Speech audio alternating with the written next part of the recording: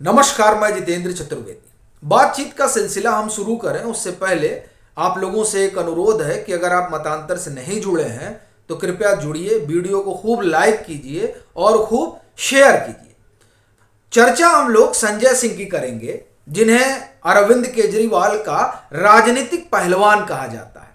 हालांकि ईडी ने तो एक तरह से सारी पहलवानी निकाल ही दी है, और ये इसलिए कह रहा हूं क्योंकि जब ईडी ने हिरासत में लिया संजय सिंह को, तब वो भागते भागते कोर्ट पहुंच गए और कहे साहब हमको बचा लो, ये तो हमको टॉर्चर कर रहे हैं। फिर दोबारा जब कोर्ट पहुंचते हैं तो कहते हैं साहब हमारा तो इनकाउंटर ही कर देंगे, और पूरी कहानी ही बताने लगते हैं। उससे एक बात स्पष्ट होती है कि ये गीला पीला किसका हो रहा है, और जो पहलवान बने फिरते थे उनकी क्या स्थिति हो गई है ईडी के सामने। लेकिन बड़ी बात यह है कि यह क्यों कहा जा रहा है कि संजय सिंह का संकट बढ़ गया है। हालांकि उससे बड़ी समस्या जो है वो अरविंद केजरीवाल के सामने आकर खड़ी हो गई है। क्यों, पहले इस पर बात कर लेता हूं, फिर संजय सिंह पर आता हूं। देखिए क्या हो रहा है कि जिसकी जमानत नहीं हो रही है वो जिस तरीके से आगे बढ़ रहा है, उसके आगे बढ़ने में अगर असल समस्या किसी के सामने खड़ी हो रही है तो अरविंद केजरीवाल है। मनीष सिसोदिया इसका उदाहरण है। देखिए वो किस तरह का आर्ग्यूमेंट उन्होंने रखा, और उस आर्ग्यूमेंट ने एक तरीके से तो आम आदमी पार्टी की सरकार को ही फंसा दिया। तो अब अरविंद केजरीवाल को इस बात का डर सता रहा है कि संजय सिंह भी अगर इसी तरह फंसे तो कहीं ऐसा ना हो कि वो ले डूबे, जिस तरीके से मनीष सिसोदिया लगे हुए हैं। तो इस कारण जो है अरविंद केजरीवाल घबराए हुए हैं। अब जहां तक बात संजय सिंह की है तो देखिए संजय सिंह के लिए ये रात बहुत भारी है। और ये क्यों कह रहा हूं, क्योंकि 19 अक्टूबर को उन्होंने जो दिल्ली हाई कोर्ट में याचिका डाल रखी है उसकी सुनवाई होगी। एक तो मंगलवार को हो चुकी है, मंगलवार को उन्होंने अपना पक्ष रखा था, ईडी का पक्ष आना बाकी है, और आप जान रहे हैं कि वो न्यायिक हिरासत में है। तो अब अपनी बेल के लिए वो लगे हुए हैं। राउस एवेन्यू कोर्ट में कुछ हासिल हुआ नहीं, और चूंकि उनको एक आशंका रही होगी इसीलिए वो तुरंत पहुंच जाते हैं कि दिल्ली हाई कोर्ट, कि अगर यहां कुछ नहीं होता है तो दिल्ली हाई कोर्ट में देख लिया जाएगा। और ये इसलिए भी इतनी जल्दबाजी दिखाई जा रही है चूंकि अपने साथी का जो हश्र है वो संजय सिंह देख रहे हैं कि किस तरह से जमानत नहीं हो रही है, तो इसलिए उनको लगा होगा कि नहीं तुरंत हम हाई कोर्ट पहुंचते हैं, और अगर यहां कोई बट होता है तो तुरंत सुप्रीम कोर्ट चले जाएंगे। अच्छा, हाई कोर्ट तुरंत क्यों पहुंचे, उसके पीछे भी एक कारण है। देखिए सबसे बड़ी चीज यह है कि अभी एक जजमेंट आया था सुप्रीम कोर्ट का।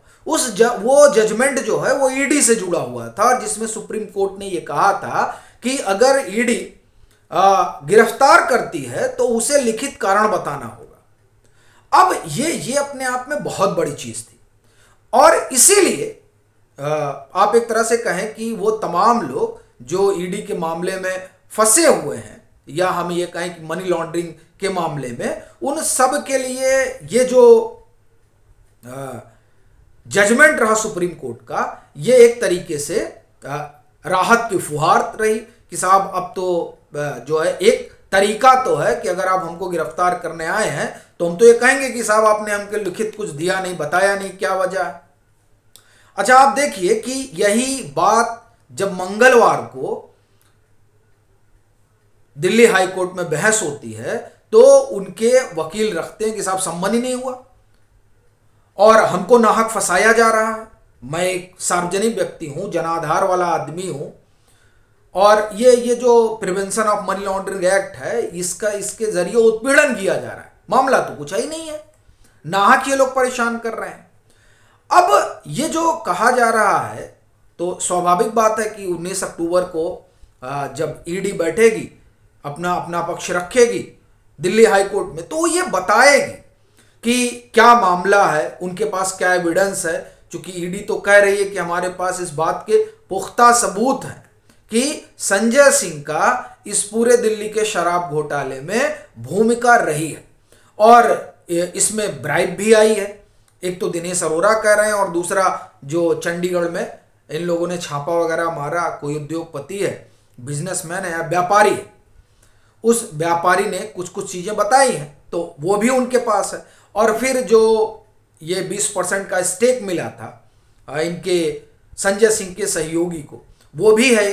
तो इस कारण ये माना जा रहा है कि बड़ा ठीक संकेत तो नहीं है संजय सिंह के लिए। लेकिन बड़ी चीज यह है कि इनको इस बात की आशा है, या मैं है ना कहूं, मैं कहूंगा थी, क्योंकि अब वो मामला बदल गया है। क्या है उसको मैं आगे बताता हूं। इनको ये लगा था कि चलिए हाई कोर्ट हम पहुंचते हैं, और अगर हाई कोर्ट में कुछ एडवर्स होता है तो हम सुप्रीम कोर्ट चले जाएंगे, और सुप्रीम कोर्ट जब हम पहुंच जाएंगे तो हमारे लिए चीजें और सहज हो जाएंगी। क्यों सहज हो जाएंगी? क्योंकि सुप्रीम कोर्ट का जजमेंट ही है ईडी वाले मसले पर। और वैसे इनको लगा था कि सुप्रीम कोर्ट तक हो सकता है जाने की जरूरत ही ना पड़े, यही जो है दिल्ली हाई कोर्ट में ही मामला निपट जाए। लेकिन अगर इन केस जाना भी पड़ता है तो सुप्रीम कोर्ट का वो जजमेंट तो है ही है जिसमें ईडी के लिए बताया गया है।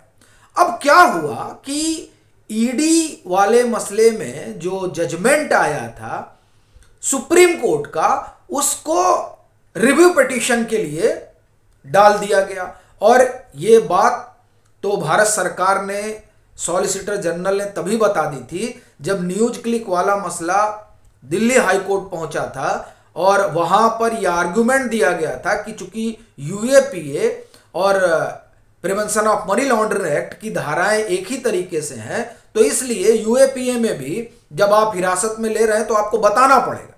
क्यों? क्योंकि पीएमएलए वाले में सुप्रीम कोर्ट का जजमेंट है। तो वहीं पर भारत सरकार ने यह कहा था कि हम इस पर जो है रिव्यू पिटीशन डालें, तो अब सब जुडिस हो गया।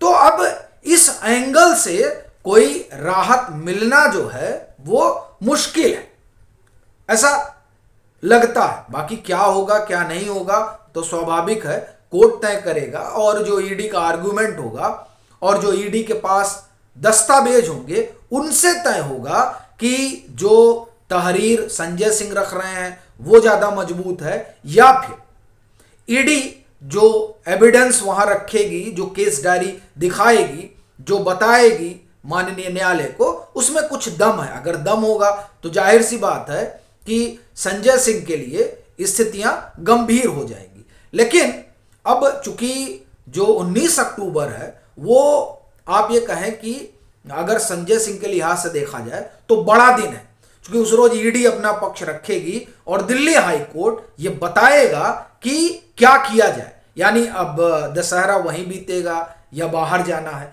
तो इस लिहाज से जो है ये रात न सिर्फ संजय सिंह के लिए बल्कि अरविंद केजरीवाल के लिए भी बहुत भारी होने जा रही है, क्योंकि 19 अक्टूबर को बहुत कुछ तय होगा।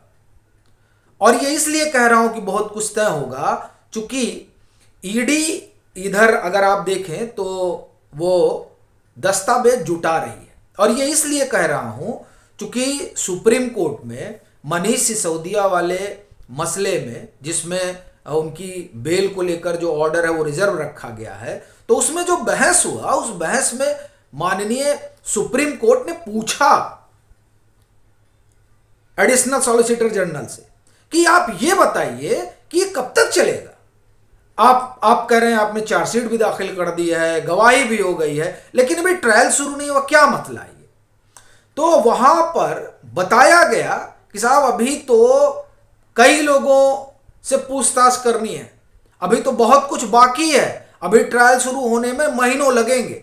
यानी ईडी जो है वो इस मामले में तह तक जा रही है, सीबीआई तह तक जा रही है। और जाहिर सी बात है अभी साउथ ग्रुप में तो कई बड़े नाम हैं जो भी बाहर हैं, अभी उनको बुलाना है और उनसे पूछताछ होनी है, या फिर जो सुप्रीम कोर्ट का ऑर्डर होगा उस लिहाज से बुलाना है, या फिर जाकर पूछताछ करनी है। और इसी तरीके से अभी पंजाब में भी कई लोग हैं।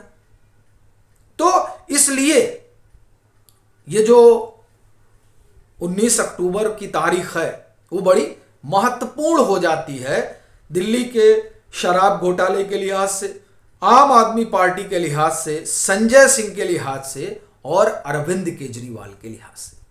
बाकी आपकी अपनी क्या राय है जरूर साझा करिए। और मैं फिर कहूँगा, अगर मतांतर से नहीं जुड़े हैं तो कृपया मतांतर को सब्सक्राइब करिए और खूब लाइक और शेयर करिए।